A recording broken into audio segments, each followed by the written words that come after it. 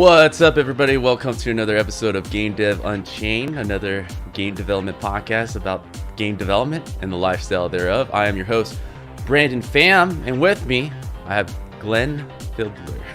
Did I say it right? Fiedler. There we go. How you doing, Glenn? I'm good, mate. How you doing, Brandon? Good. So this is actually the part of the podcast where I introduce our guest, which is yourself, to talk about yourself, where you've been, where you at, where you heading. Cool, man. So I'm a programmer, grew up programming when I was around 10 years old. And I'm lucky enough in a 20-year career to work on Mercenaries 2, God of War, Titanfall, and a little bit of my code's in Apex Legends. So really stoked at the end of a 20-year career to have worked on some amazing games and some awesome teams. And now I'm CEO of a startup called Network Next, and we fix bad network performance for multiplayer games. Awesome. So this is an exciting episode for me because multiplayer has always been kind of like, I know it's there, I know it exists. You guys are a whole separate team in the building. I got flies around me in my video. Yeah, sorry about that. What are you doing to me? But I had a shower for this interview, my friend. This is crazy. All right, yeah, go ahead, Brendan. You know how game devs are. We're always it's true. A little messy. It's true. I've been there. Yeah. Well, one of the biggest subjects in mystery, at least, you know, I've done multiplayer maps. I'm from the environment side. Yep. But I've mostly been on the single player team. Primarily. So your side of the building has always been a mystery to me when it comes to networking. How you guys make that run. It's interesting and, if not more relevant today than ever. So for people who are quite new to this, can you explain not the whole infrastructure, but know, the basic idea of how multiplayer networking works? So I'll give you a bit of context around it. So the very first time I saw it, when I was working at Irrational Games, and there was a senior programmer, and I was only like 21, 22 at the time, and it broke that dude. Like the guy got broken trying to do it. Like he built a little fort in the meeting room and moved his computer there. And a week later, he was like the dude was just broken by trying to multiplay, trying to network a game. And I realized this is so hard that it breaks people. So then the other thing I think is really important to sort of circle around, if you're a graphics programmer, you're kind of like you're the dude who plays guitar. And that's cool, right? Like guitar is awesome and you get to shred, right? But network programmers are more like accordion players. There's not a lot of us and it's a bit dorky. So, but the thing I want to say about it is, unlike a graphics programmer where you show off like a really cool shader or effects or rendering or whatever, like Carmack being the prototypical sort of person people think of, when you're a multiplayer programmer, you have to be amazed by making something seamless across distance, making it look like literally nothing's happening. Right. So as a network programmer, the only time anyone notices anything that you do is when something went wrong. Yeah. That's hard to deal with, but that's actually really I actually find that really appealing. The idea of creating an illusion of shared interactivity in a virtual space that doesn't exist, and you're not really there with the other person in the same space, but making it real through code and making it look seamless. It's almost like people who play like Metal Gear Solid. When you play a stealth game and you do it right, nothing happens. Right. If you think about it, like you're sneaking past a guy and he doesn't notice you, right? And network programming is a little bit like that. Mm-hmm. So how much does this kind of roll back to the content team? Because I think I saw a short talk in the Valorant and how they would have to kind of cheat on their sides to make up the lag that happens between, people connecting to the data server or whatnot. Like how much of that back and forth happens where it's not completely to the programmers, but comes back to at least the design side of things to kind of make it seem seamless. So I've got a really good point of view on this because I've seen multiplayer on dysfunctional teams or teams that honestly really should be making single player games, right? So the very first thing is that if you're a studio trying to make a multiplayer game, the right way to do it is full commit. And I mean full commit, like There's no single player. Single player is multiplayer. It just happens to have a server running in the background on the same machine. So the worst teams working on multiplayer that I've seen and I've worked on have been the ones where it's kind of like, it's just that guy's job. That guy, he'll network it. He'll network the game code, and there won't be any kind of flex on the design or the engineering or the game code side. That's when it gets really bad. When it's like, here's a game, we've done it, it's great, now you network it. That never works.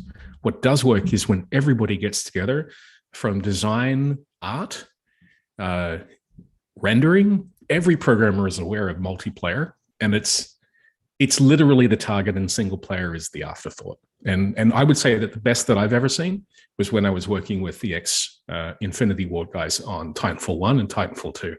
That is how a multiplayer game is made. And the third game they made was Apex Legends, which is $1 billion franchise. And this is after Call of Duty. So I got to work with the absolute top people. And that's the key. Everybody makes multiplayer. Mm-hmm. Well, I'm sure you're happy about that, because I think there was a phase where a lot of single player were being phased out, and like I think there was like a dawn of multiplayer having to be there for pitching projects, investment. It's a big component. And that's such a bad idea, because you got to be all in. And if you make this, and it was back at the era of the tacked on multiplayer, right? Yes, exactly. And it's just the fans deserve better. Right. Definitely. I think what's funny is that maybe we saw some success with that kind of, because I worked all the way in Bio too, and people forget that we had a tacked on multiplayer, and rightfully so, because we were right in the middle of that. And I network God of War. There you go. If you want to give me if you want to create a top 10 list of games that never, ever should have multiplayer in them, I put God of War at number one. There was a lot of them. Yeah. And God of War is a deeply single-player, story-driven narrative team. And then when you take a team that wants to tell a story, right, and it's about graphical fidelity and storytelling, there's no way to make a compelling single-player experience and to make a really compelling, top-tier, emergent, gameplay-based multiplayer game unless you make them literally two games. Separate teams, yeah. Separate teams. I've even heard of people literally. I've heard of games, I won't name names, where it's literally one team and the main menu switches executable. It's literally a different game, whether you pick single player or multiplayer in the main menu. Right.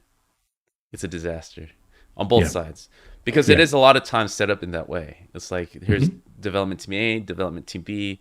Sometimes you got to, trade content or information, but that's it. You go back to your corners, and it is very separate. Which kind of hurts, the best results is when the studio are all in on creating the best experience. That is fundamentally a multiplayer first experience, and great examples of that, League of Legends. Right? Valorant. I would say Apex Legends is in Titanfall. Titanfall, I think, is unique. Let me talk a little bit about Titanfall and Titanfall 2 especially. Titanfall 2 has one of the best single player stories, and in its generation was very well known for that, and a really good multiplayer that was sort of like a prototype of what was coming with Apex Legends. And I want to tell you a secret about the multiplayer for Titanfall 1 and Titanfall 2. Here we go. It was actually a multiplayer game. Oh, nice. When you were playing single player, everything was networked. Isn't that crazy? That's awesome. Yeah. Yeah. That's how it's done. So, like, for the last 10 years or even more, like, when it comes to networking and multiplayer, how has it changed, aside from the creation of it, but like more of like the back end stuff? Like, has it increased? Obviously, has it gotten more efficient in other ways where it fits within a budget better than before? Can you kind of share more information about that? I think the big change is the transition from peer-to-peer games to client-server games that have monetization and live service games as the business model behind it, and also free-to-play. You see a lot of really large free-to-play games where The real challenge here is, if I want to paraphrase, what do you have to do to make a multiplayer game? You have to create something absolutely compelling so that everyone keeps playing it, and everyone's. I mean, Apex Legends is a great example of this, right? Like massive player counts. They play tens of millions of dollars for server hosting every month, and then they monetize that through how they monetize with their free-to-play business model. It's really a question of how do you make money? Well, how do you pay the server hosting bill and make money and offset all the development costs? So it's massive business now, and that's not something you could ever really do with a little free to, like a peer-to-peer game, because you could never have the deep progression and metagame that you would have from secure progress, right? Like your mission progress, your ranking, and all that. You can't secure that in a peer-to-peer game. So League of Legends is another good example. A dedicated server-based game from day one, massive game today, but it could not have been implemented as a peer-to-peer game. So back in sort of 2008 to 2012, it was sort of, people were scared of the server hosting costs, and it was all peer-to-peer to avoid that cost. But then the few games that picked dedicated servers at that time, and Titanfall 1 was one of them, those games actually ended up ultimately coming out ahead, Apex Legends being a client-server game with tens of millions of dollars of servers every month, but raking in billions of dollars every year. That's the big change. And you have to now have a plan when you make a multiplayer game. How am I going to pay for the servers? Because you got to have them. So we hear the last 20 years, and I feel like a lot of the single player, thankfully, haven't been gone, but they kind of moving more to the indie space, right? A lot of indie games are more story driven, narrative driven. Of course, there's like Among Us, who does networking, of course, but I feel like that Fall Guys is another good one. Yeah, that's another really big one. Yeah. But there, the love for single player is still there. I still enjoy like a good 2-hour narrative game, and that has just kind of transitioned to that space. With networking nowadays being, I would say, the most focused in terms of every pitch project that's kind of been put out there is like, what is the the ability to kind of grow from the initial sale, or from the very start be a free to play, right? I guess my question is, there's a lot of talks on top of that, right? We're in this age, which felt like the last 2 years and a lot of people are going to be turned off at this. Every time I mention blockchain or NFT and all this stuff, right? It's scary. Yeah, I'm just asking about it, right? But there is something that came out. I fucking hate blockchain, man. I fucking hate it. I want to hear your take on it. That's Jesus fucking. I want everyone who does blockchain to just die. Okay, get out of our games. That's what I'm hearing from game developers, and I'm actually hearing a lot from gamers. So I think the business model is. I think the business model is shit. I think the technology behind it is shit.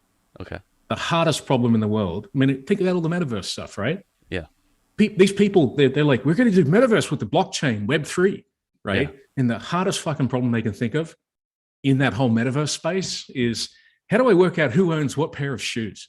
Yeah. It's like, it's not the hard fucking problem, mate. The hard problem is creating a high fidelity interactive experience over distance over an internet that just isn't designed to do that. Right. I mean, it just makes me want to throw up, frankly. I'm sorry, I've got very, very strong opinions here, but let's do this. Right. You're probably You're probably the best one to talk to, right? When it comes to the metaverse, to me, it sounds, at least apart from the blockchain and NFT, very advantageous to your network programmers out there, right? Online all the time, interactive. So, what do you feel about that idea? We're far from it. But I want to separate the idea of NFT, blockchain, and Web3 this is separate. From the idea. Metaverse first. Let's define the metaverse as I personally think that I would be shocked in 10 years if there's not multiple online virtual spaces of high fidelity where people spend a lot of time. And I mean ordinary people. And I would also be shocked if there's not also an overlay world that I can access via AR. So I see it two things. I see VR going into what I would call, let's call metaverse like the immersive experience that you go into, right, that is like a full screen game. Like it's a full experience game. And then we'll take AR and say that's going to create overlay world, which is sort of like people at distance with you in the same physical space that you're at. I think those two things will be real. Where I disagree with everything else is that I don't think that they need the world's slowest distributed linked list in order to work. Yeah. It sounds like a tall task. Yeah. Yeah. I think the hard part is actually networking that experience over distance and the upgrading and the changing of the internet in order to create a high fidelity network experience where most of the time we can't even have a good quality Zoom call with people around the world. Yeah. So, yeah, I just think the blockchain people are a solution in search of a problem, personally. Mm-hmm. And obviously, there's a lot of fraud and scams in that space, which just makes me absolutely hate it. So, of course. And don't get me started on NFTs. Jesus Christ. Yeah, I just had we do these. We will be here all fucking day if I start ragging on NFTs. Yeah, I have yet to. I was just talking to someone about this, and as an artist, right? Of course, artists. I have friends that are going into it as sellers, and obviously, sellers have an incentive, right? But I still don't know these people who buy these things. Have you looked at these fucking monkey heads that people have as Twitter? Yeah, terrible. I know, right? Come on. I don't understand it yet. It's bullshit. It's bullshit. Here, you can understand it very easily. It's bullshit. Good. Okay? All right. Yeah, that's my hot take. Technically, right. Business model wise, it's all a scam, and we won't be talking about it in 5 years. Okay, I'll keep you to that. I will ask you one thing though. Dice just came, and that became basically everything about that. But there were some talks about when it comes to networking, decentralized networking. No. Is this bullshit? Oh my God. All right, talk to me about this. See, this is the thing, is as a network programmer, I am uniquely qualified because to talk about this stuff and be deeply cynical, because I spent my early career working on distributed programming across trustless peer-to-peer systems. Yeah. And the worst experiences I ever had was when I networked games peer-to-peer and hit all these trust issues. And believe me, blockchain is not the solution for real-time gaming. You can't even buy a coffee with Bitcoin because it's too fucking slow. Right. So whoever had the bright idea to do networking through that is a grade A fucking moron. Right. So it's utterly useless for gaming and networking in any sense. And you heard it here first. The metaverse will be powered on client server architectures with dedicated servers running in a data center. The metaverse will be centralized. Mm-hmm. That's it. I agree, man. I think I my first introduction, like most, was Counter-Strike, right? And that was run on client server base. Top network model. Very good. It is actually did you know that all the Call of Duty guys took the Quake engine for when they're working on Call of Duty, the same lineage as Counter-Strike. Mm-hmm. And then the Counter-Strike engine became Source, which was Valve's network engine. Right. Titanfall 1 was built on Source. Yeah. Apex Legends, Apex Legends is actually derived with heavy modifications from myself and a lot of the other programmers there on the second iteration of the Counter-Strike source code. This is the right way to network games. Okay. So it was because there was a weird period, and I guess during Call of Duty where it went peer-to-peer or something, and we were stuck in those rooms forever. I think they did player-hosted servers. Yeah. There was a transition period where it was we're not peer-to-peer. So peer-to-peer is when every player is communicating to everybody else. I see. And that doesn't work because your bandwidth scales the square of the number of players, total bandwidth, right? And upload bandwidth from you is much, much more limited compared to what you can download. Mm-hmm. So that makes peer-to-peer really bad. So what Call of Duty did is they picked one player as being the host. And now that player had to upload to everybody, but everybody else only had to send like it was a server. But then they had this really hard problem because they had to pick out who is the best player with the best connection to act as the server. And then if that person quit, or even if they microwaved the burrito mid-game, you had to host migrate or everyone would lose. Yeah. Everyone would be kicked out. So it's a terrible solution. That was my basically experience for, I guess, anybody that was transitioned from Counter-Strike. What's the problem here? I thought we fixed this. Because Valve just paid it.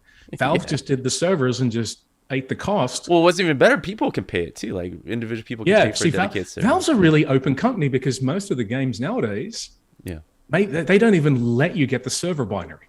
Right. No one's giving you the Apex Legends server binary to host yourself and run a tournament.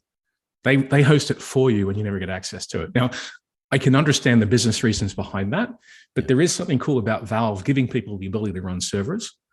And that's something from the early 2000s, that sort of openness.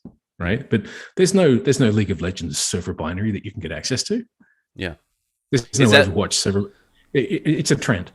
It's a trend. Okay. So is it Yeah. forever gone that way of working? Now it's like more for monetary or just I control think it's money. I reasons? think it's monetary reasons, and the other thing that's really interesting is that you've got ESL, which is running tournaments for Counter Strike, and ESL is actually effectively running pro tournaments for Counter Strike, and that they just got bought for $1 billion. It's big money in esports.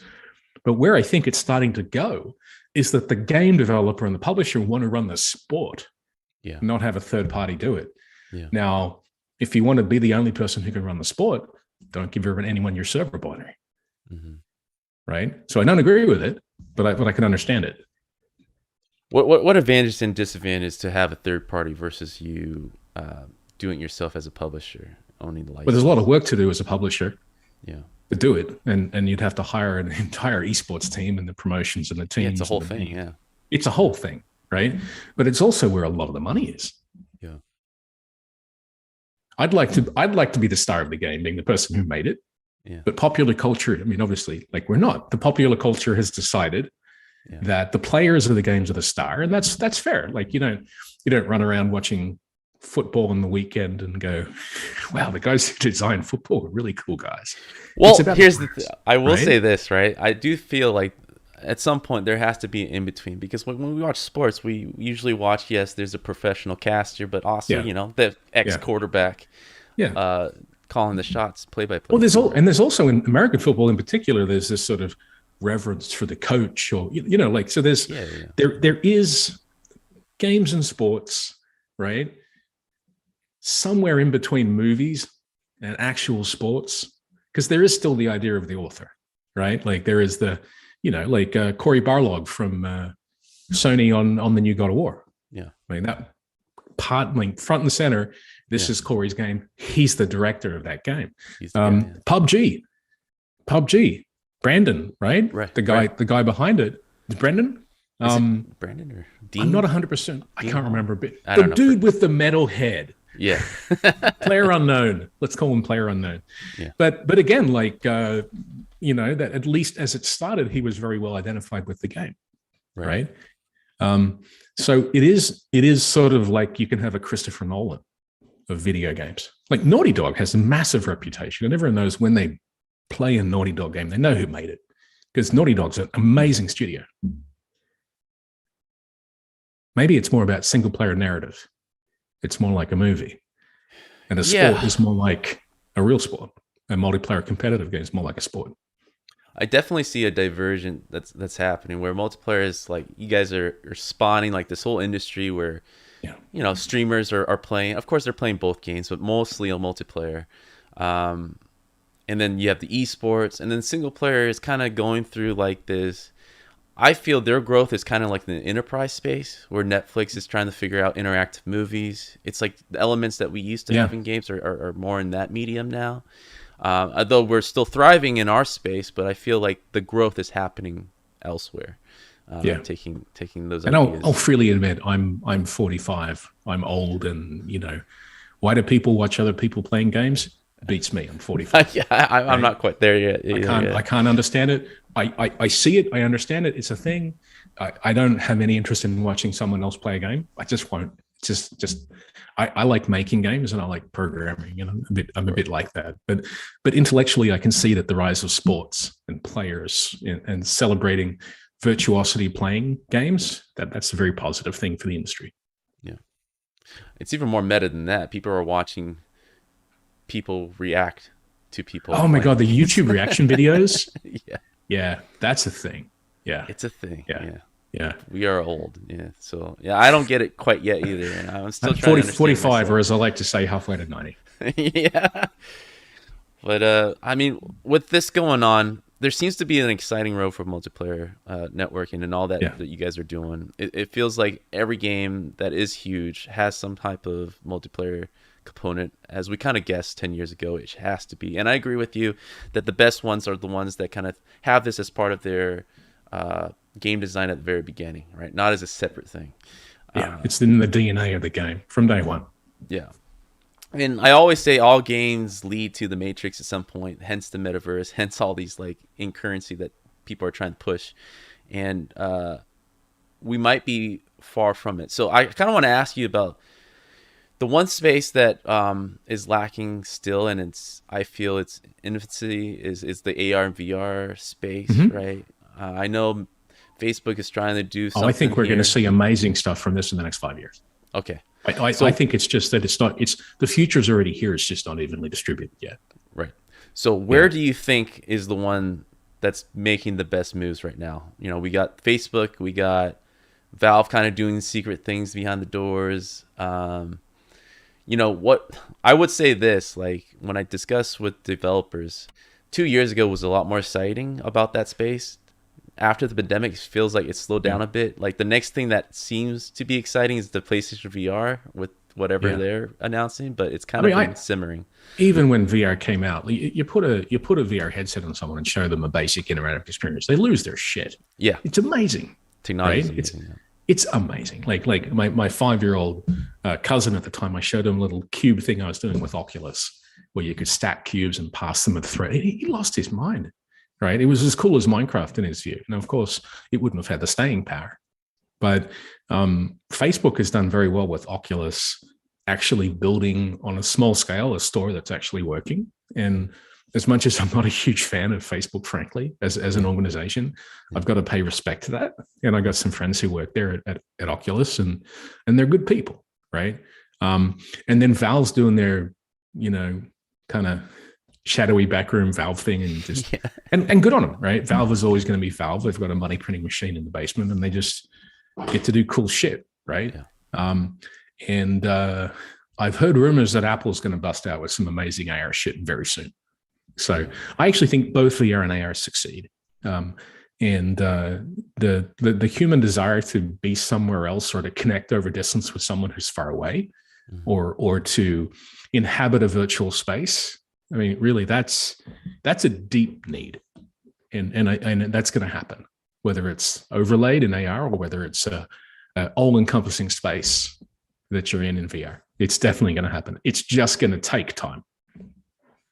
Yeah, like when I evaluate kind of like the major players here, I mean, I know I have friends over at Oculus as well, and they're talented and super awesome people, but I separate them from what they're doing right now with their work, because what I've been seeing, at least from Facebook, I know you can't say it, but I'll say it. Like, I am not pleased with what they're doing with, it feels like Zoom VR. I quit Facebook last year because I don't want to be on Mark Zuckerberg's personal platform when I'm communicating with my family and friends. So right. I'm anti-Facebook and their whole mission, frankly. Okay. Right. I don't like the company. Yeah. Right. I don't like the platform. And I mean, they're the last person I would want to be in a metaverse with in their platform. Like, no, sorry. Definitely not. I do feel like they're kind of veering off from their original mission statement with Oculus. I feel like they're really what the bad things of Facebook is kind of bleeding to the Oculus team, and I just have not been very happy with what they've been showing as possible. I'm just not a huge fan of Mark Zuckerberg or his vision. Well, it shows for good reason, right? And that's it. Like the guy runs one of the biggest companies in the world, and it's incredibly dominant in social media, but also at the same time, you can argue that it's had a net negative impact on society as a whole. So the last thing I want is to live in that virtual space. Exactly. So I think we're in agreement. I'm going to give that a hard no. So when I look over at Valve, I'm alone here. No, I think most people agree with you. I think we share the same kind of group here where everyone's kind of quitting. But like on the Valve side, I think when Alex came out, Half-Life Alex, of course, right? I was like, finally. They make amazing experiences. It was amazing, right? I was like, a dawn of VR is starting right now. But silent since. I haven't seen like anything. Well, it's a content creation. Isn't it a content creation problem? It's always a software problem. Yeah. I mean, firstly, you've got really expensive headsets, and then you've got headsets that have to be tethered to an incredibly expensive PC.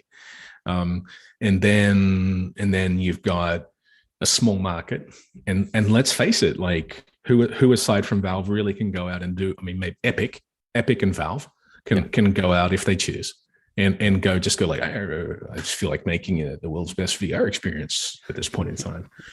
And I'll just publish it on my store. Exactly. That makes $1 billion every hour. Mm-hmm. I mean, good on them, right? Like, it's awesome. But for everybody else, no one's going to be betting the farm on like an amazing VR experience. It's going to happen, and it's going to move along slowly. And suddenly it's just going to go, right? It's just going to go. I'm a total believer in VR and AR. Yeah. Sans any blockchain bullshit. So I think we're both in agreement that Apple will once again save the game industry. I really do think it's going to be them kind of unleashing this potential. Apple has such a great track record of making cutting edge technology accessible, with all the problems of Apple as well. Yeah. But you got to respect them for the iPhone. Yeah, no question. Yeah, and I feel like they are betting AR as being like the next decade for the iPhone, and it's very easy and accessible. Like the demos that they've been showing makes sense, and it can be as enabled basically the next day, right? As soon as they kind of release their next iPhone. So it's a trend that I'm sadly satisfied with, where a lot of the game evolution that's happening seems to be happening from the tech side companies more so than the game side. I think we're a little bit we're in that next generation console dip right now. Yeah, you know what I mean? Like the PS5's only been out for a short period of time, and you've just seen the early ones that come out. And we're just going to see like, holy shit, that amazing. I mean, PS5, amazing console. I mean, Sony just knocked it out. I'm ex-Sony, but I was there at PS3 when it wasn't as powerful in many ways as the Xbox 360. And then the PS4 came out and just fucking wiped the floor with everybody. And now the PS5 is even better, right? Yeah. So but these experiences take 2 years to make. Yeah, it takes a while. Right?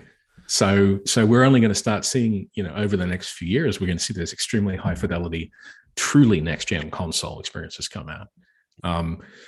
So I think that might be part of the feeling that you're saying, because we're in that low cycle, and then we're going to get that late stage cycle on the PS5 and the Xbox Series X, and then it'll be like, oh my God, look at all this next gen stuff.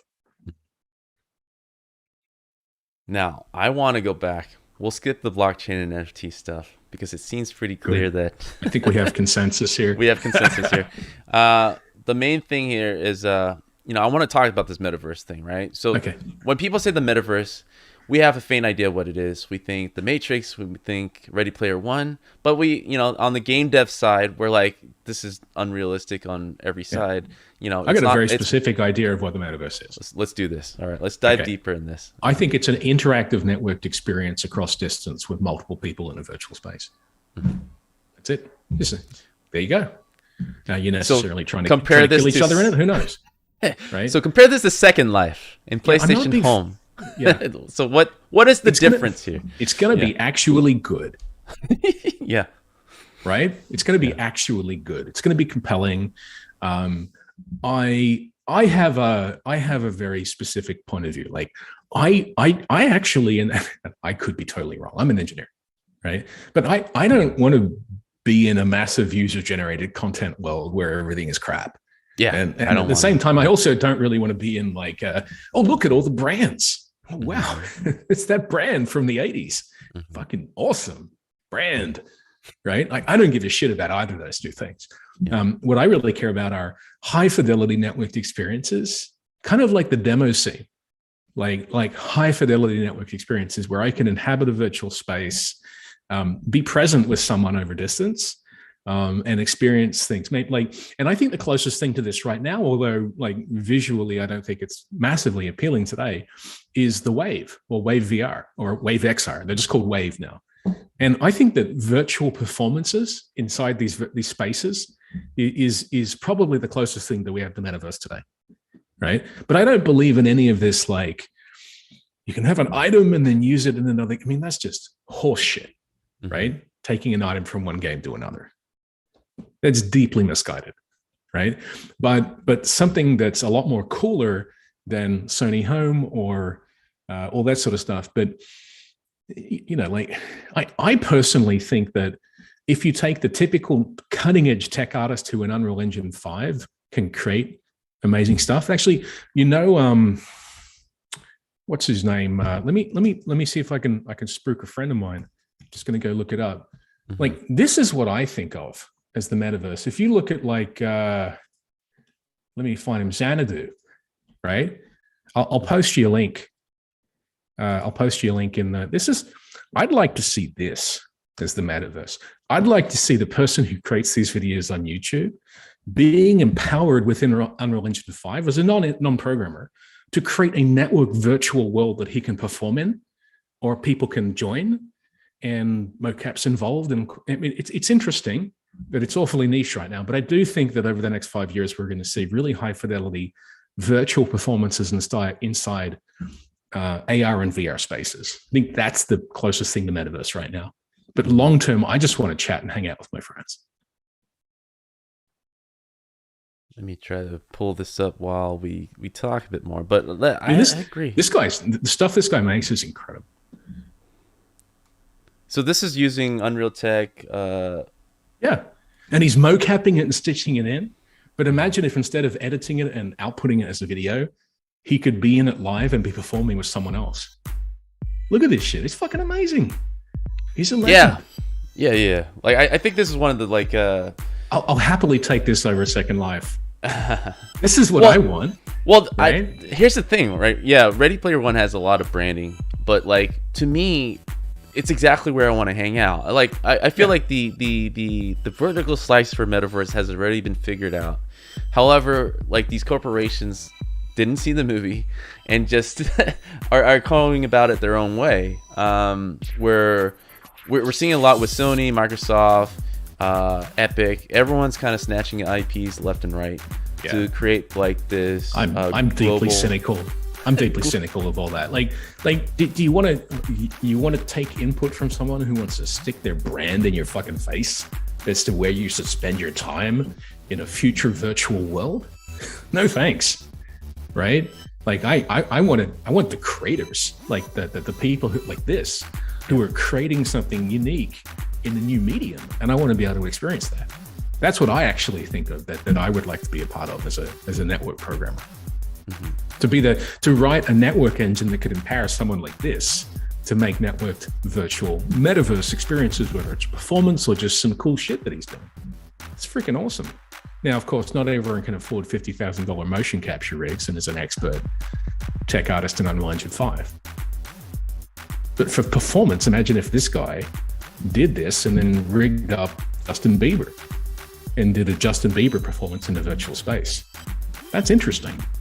I don't like Justin Bieber very much, but you know, that's just an example. Respect his game at least. I can respect it. Yeah. I wouldn't watch it. Yeah, one of the biggest things too, like the main thing here is that this technology is getting better. Like we were just, you can capture performances now just with the camera and without any suits or anything. Yeah. And that technology is slowly growing. Yeah. And eventually it's going to get to a place where it's, I mean, they're already doing it with face cams, right? With face. We're living in the fucking future. It's 2022. Yeah. And I agree with you. Like there is another space that is growing, which again is in your neighborhood where it's user-generated content, right? We're seeing things like with Montecore. There's of course Roblox is huge. Yeah. Minecraft kind of started this trend, I feel. Mm-hmm. People want to create virtual spaces and do things in it. It's a deep and I do agree with you. There should be a good balance of professionals and then beginners, because like you, if I go into the space by beginners, I'm not so engaged, right? But if I go in space, such as the demo right here, I'm gonna be sticking around and be inspired to kind of have a quality that I'm tuning. I think there's room for everybody. It's a new medium, and no one really knows. And what really gets me is that there's articles like you look at New York Times, and I think a couple of days ago there was like, there's police in the metaverse, and I'm like, it doesn't even fucking exist yet, guys. Just fucking calm down. It doesn't exist yet. No one even fucking agrees what it is. And this constant PR bullshit of like, buying land in the metaverse, it's just total hype cycle stuff. And behind all of this total garbage is a deep human need. to communicate and connect with people over distance in a virtual space.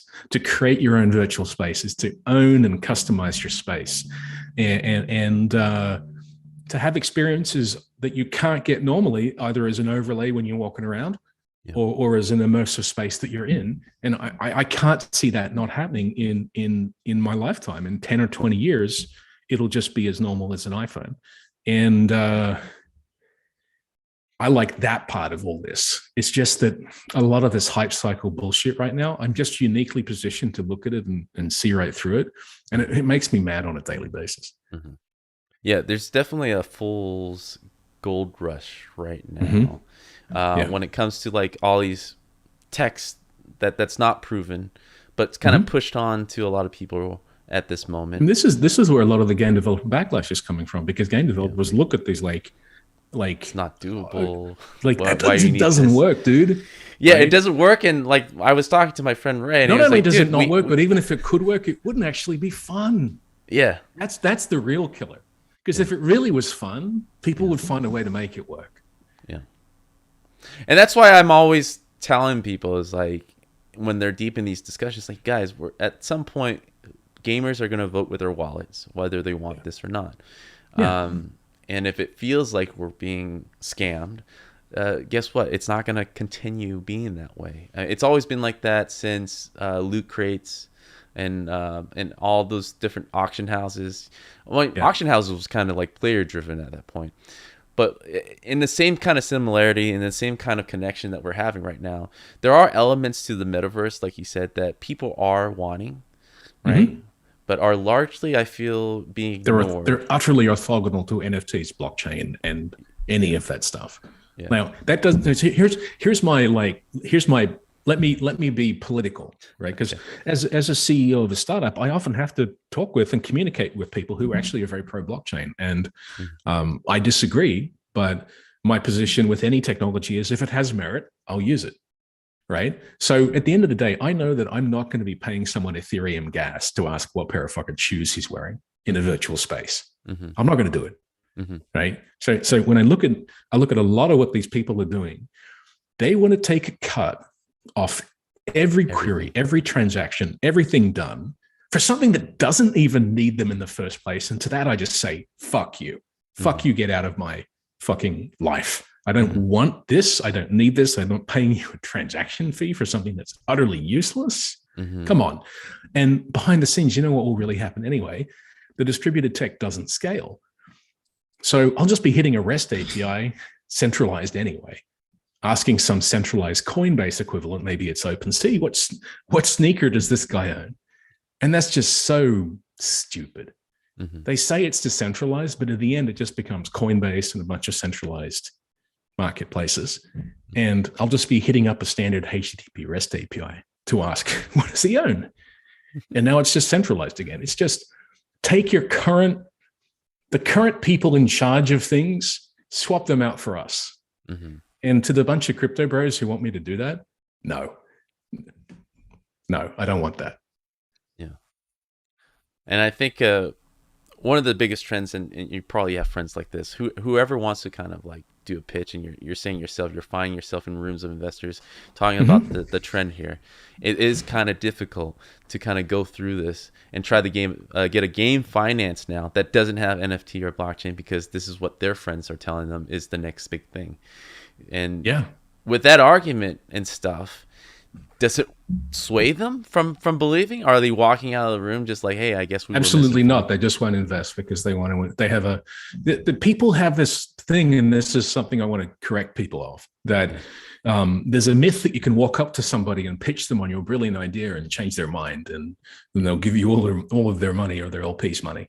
The reality is that they typically have a spreadsheet of the sort of distribution that they've planned for their fund, and the sort of they're trying to work out what column you are in. If you're in any column, and they have a column for Web3 blockchain because they've heard that it's the thing and they don't want to miss out. The fear of missing out is very strong. And even communicating to someone like, I believe in metaverse, but I'm not necessarily behind the Web3 and blockchain stuff, that person won't invest, because that column that they want to put their LP's money into, and this is the structure of their fund and why LPs have been giving money to them is because they want access to the returns from this new This thing. new And I have to technology. respect that, even though I don't Yeah. believe in it. Right. Yeah. So, but there are VCs who hate this stuff and see right through it too. Mm-hmm. So Well, please, that's if you good. do, reach out to me because I'd like to speak. Glenn, 2Ns at networknext.com, because I'm sick of talking about blockchain.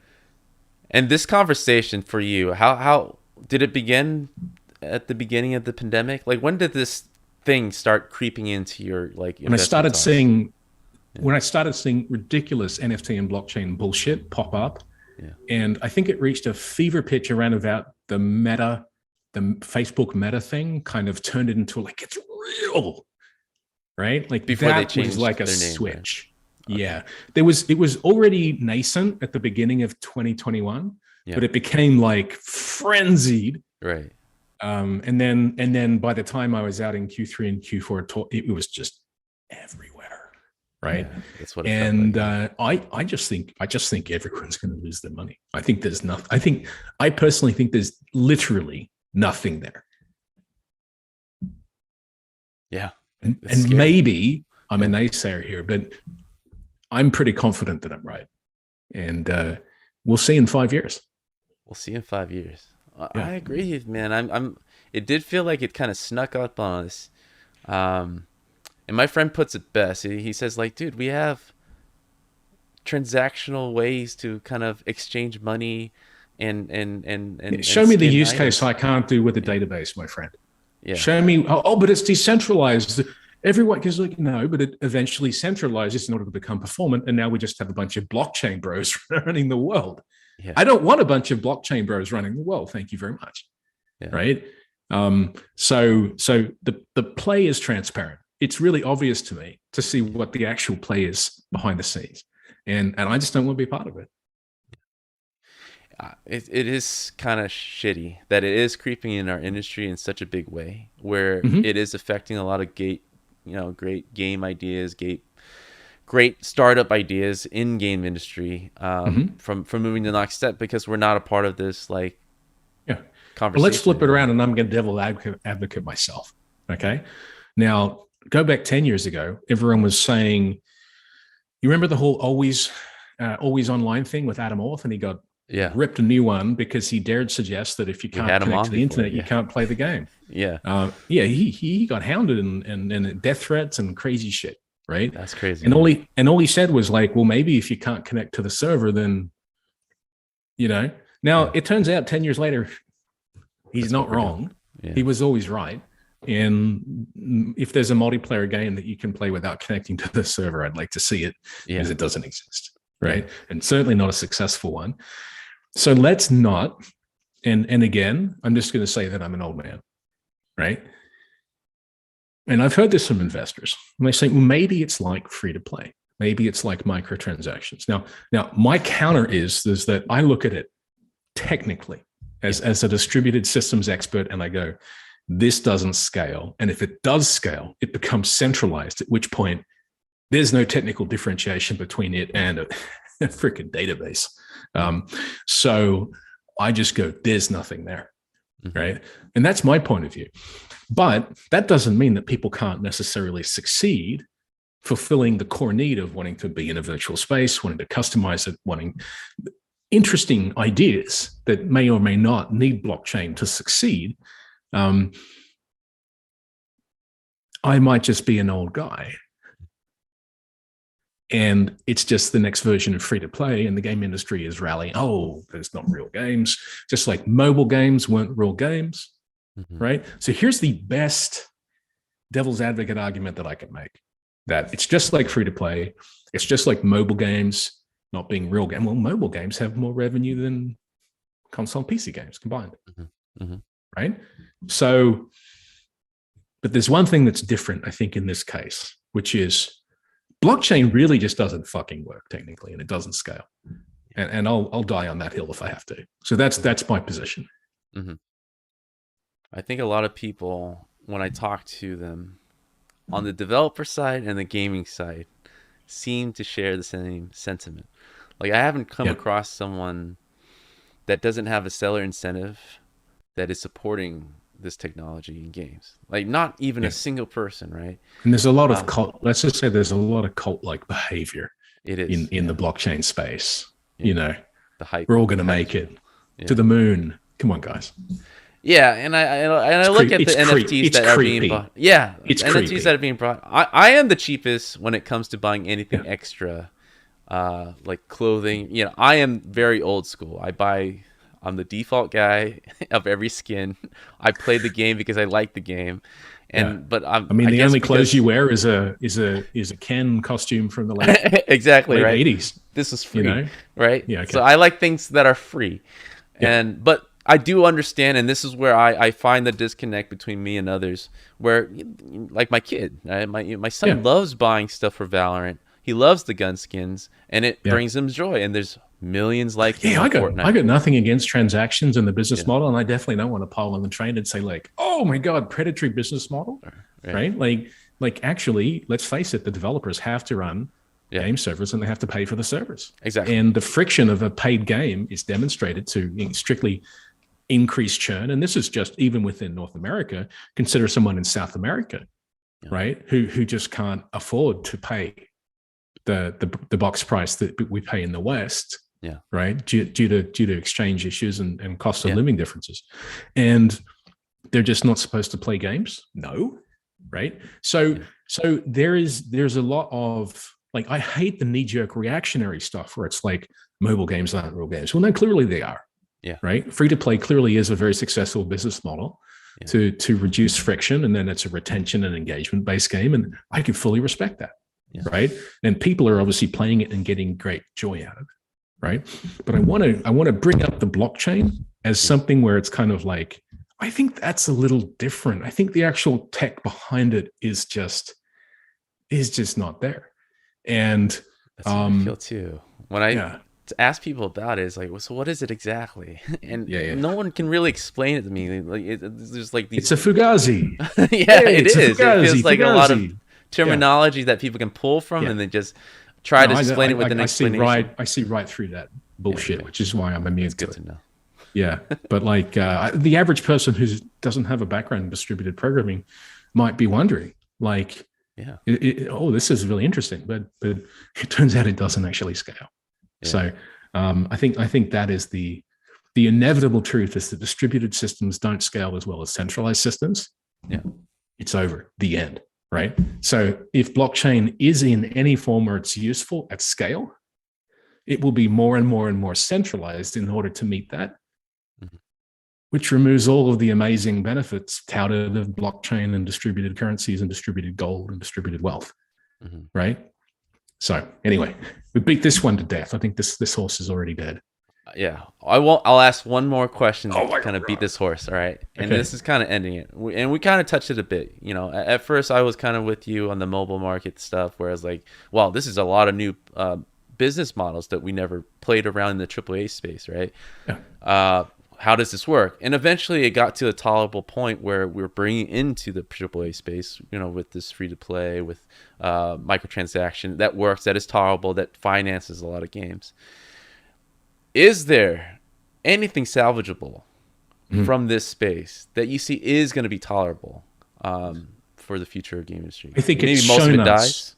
Yeah, I think the tech is garbage and the tech goes away. But I think the deep human yearning for owning virtual things, for customizing your own appearance virtually, and to want to I know I don't appreciate or want to encourage the speculative aspects of it in any way, but I think behind it is a deep interest in inhabiting a virtual space and customizing your appearance there. And I think that's a very healthy thing for the game industry because that's what we do. Right.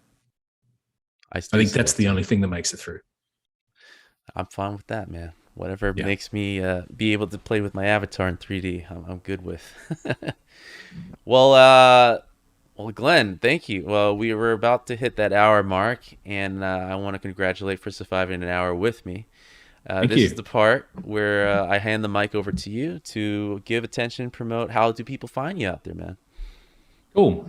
So I'm Glenn. I'm the CEO of Network Next, and we're a 5-year-old startup right now, and we're live with ESL, professional Counter-Strike players around the world, accelerating all of the professional semi-pro play of CSGO tournaments for over a year now. We have tech that makes multiplayer games. Multiplayer games have much less latency and packet loss when your players play your game. And this reduces churn and increases engagement and increases monetization. So if you're a game developer making a multiplayer game and you're interested in getting better network performance for your players, email me, Glenn, 2 N's, at networknext.com. Cool. Thanks heaps. All right. Thanks, guys. As always, you can find everything in the link description below. And Glenn, so much knowledge dropped. And thank you for. Thanks, Brandon. I'm constantly. Appreciate you having me.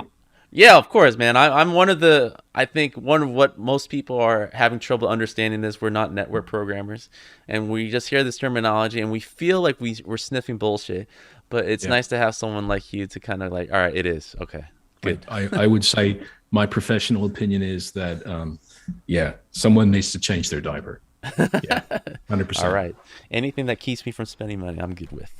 Well, have a good one. See you guys. See ya. Bye-bye.